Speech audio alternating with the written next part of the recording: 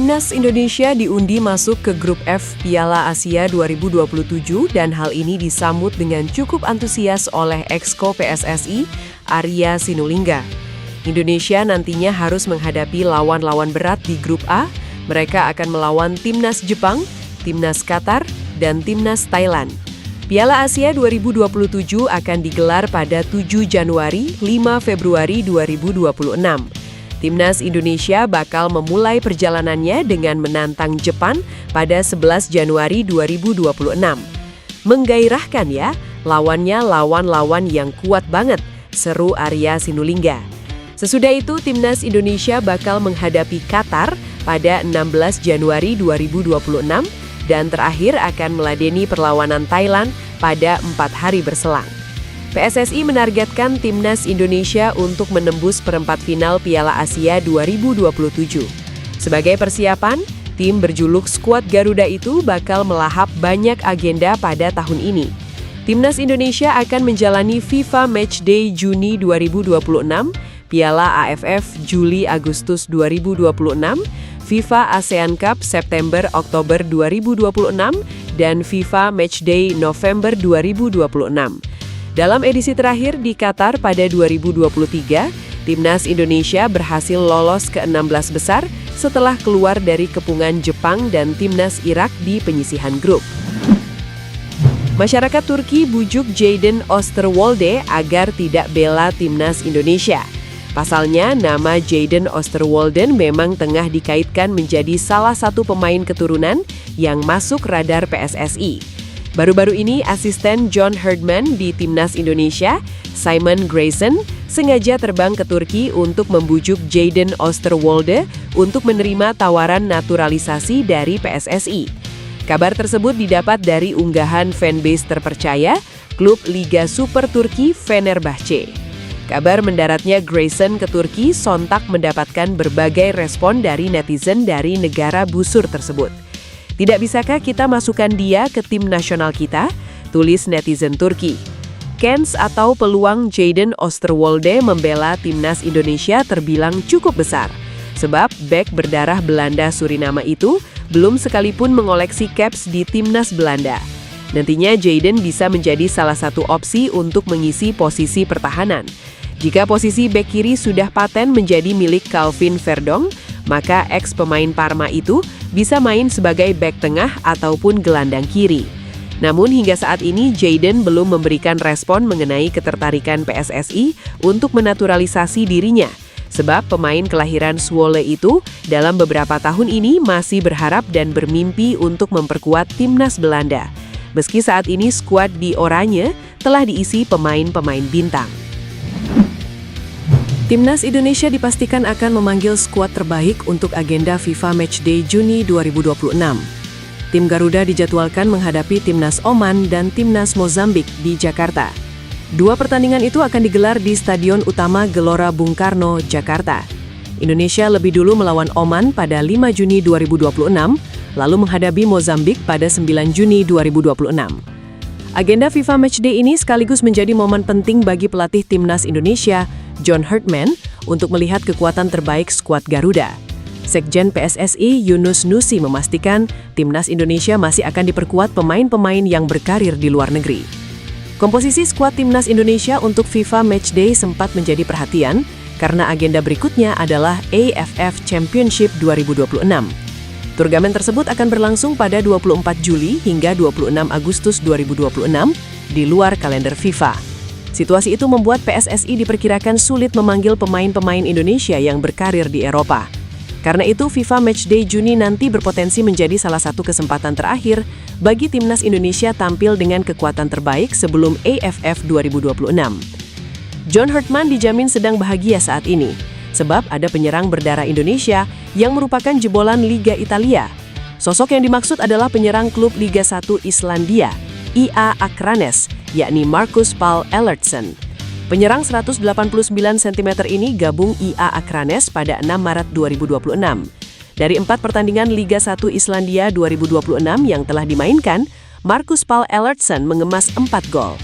Sebelum membela IA Akranes, Marcus Paul Ellertson ternyata pemain jebolan klub Liga Italia yang eksis di Serie C. Triestina. Marcus Paul Ellertson diboyong Triestina U19 pada Februari 2025 dari klub Islandia, Fram. 4 bulan mentas bersama Triestina U19, Marcus Paul Ellertson dipromosikan ke tim utama pada awal musim 2025-2026. Di musim 2025-2026, Marcus Paul Ellertson mencatatkan 4 penampilan bersama Triestina di Serie C 2025-2026. Meski gagal mencetak gol maupun assist, Marcus Paul Ellertson tetap menarik perhatian IA Akranes pada bursa transfer musim dingin 2026. Marcus Paul Ellertson memiliki darah Indonesia dari sang ibu. Marcus Paul Ellertson dulu memiliki caps bersama timnas Islandia senior. Kondisi ini dapat dimanfaatkan PSSI untuk membujuk Marcus Paul Ellertson berganti kewarganegaraan menjadi Indonesia. Tenaga Marcus Paul Ellertson dapat diandalkan timnas Indonesia setidaknya untuk Piala Asia 2027. Timnas Indonesia tergabung di grup neraka pada Piala Asia 2027 yang mana harus berhadapan dengan Jepang, Qatar, dan Thailand. Striker VVV Venlo sudah melempar kode keras ke PSSI. Dia blak-blakan ingin membela timnas Indonesia. Saya sudah nonton pertandingan timnas Indonesia dan melihat pemain yang berposisi sebagai striker. Mereka bukan murni penyerang. Semoga saya bisa segera bergabung, kata Zandenberg. Nama Zandenberg menjadi perbincangan hangat. Pemain 23 tahun itu dikabarkan bakal menjadi pemain keturunan terbaru yang akan dinaturalisasi. Terkait asal-usulnya, Zandenberg bercerita kalau dirinya memiliki garis keturunan Indonesia dari sang ibu yang berasal dari Depok. Dia mengaku sampai saat ini masih ada keluarganya yang tinggal di sana. Bahkan ibunda tercintanya kerap berkunjung ke Depok. Zandenberg pun berharap besar bisa membela timnas Indonesia suatu saat nanti. Dia merasa memiliki keterikatan dan kedekatan dengan Indonesia.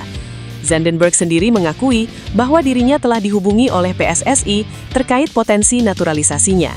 Meski begitu, masih belum ada informasi pasti apakah PSSI akan melakukan proses naturalisasi kepada Zandenberg.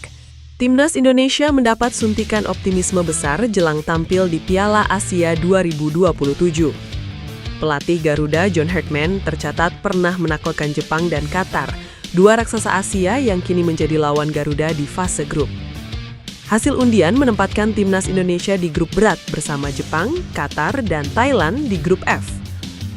Jai Ijes dan kolega diprediksi menghadapi tekanan besar sejak fase grup. Namun rekam jejak Hartman menghadapi negara Asia membuat harapan supporter kembali terbuka. Saat dipercaya menangani timnas putra Kanada, dia mampu mencatat hasil positif melawan lawan-lawan kuat dari Asia.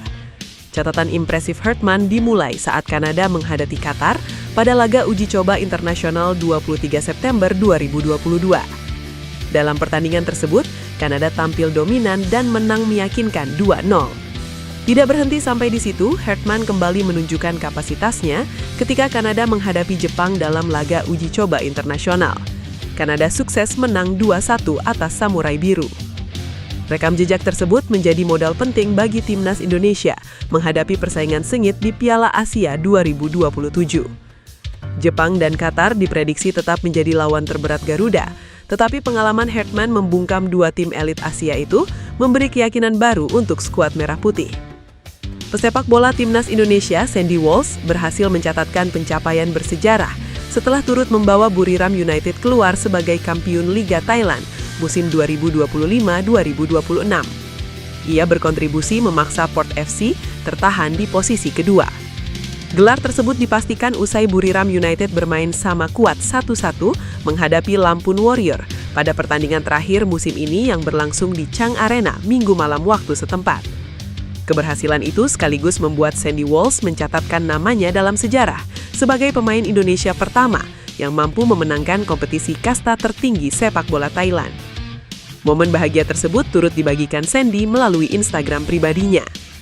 Dalam unggahan Instagram miliknya, Sandy terlihat berpose di samping trofi juara sambil mengenakan medali serta syal khas Buriram United. Pada pertandingan penentuan kontra Lampun Warrior, Sandy dipercaya turun sejak menit awal untuk mengisi sektor bek kiri. Pemain berdarah Indonesia-Belgia itu tampil selama 62 menit. Penampilan Sandy di laga tersebut dinilai cukup konsisten.